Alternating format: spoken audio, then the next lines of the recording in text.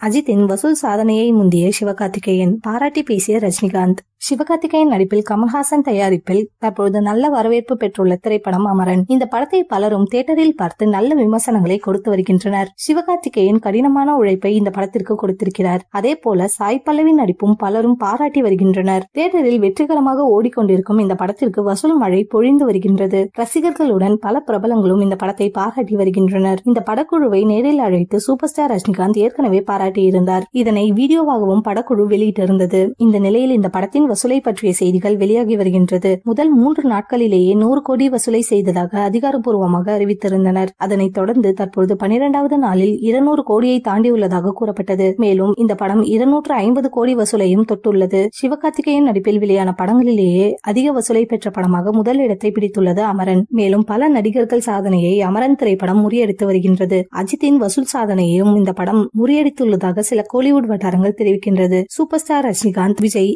அஜித் அடுத்தபடியாக சிவகார்த்திகேயன் 250 கோடி வசூல் சாதனையில் இணைந்துள்ளார்.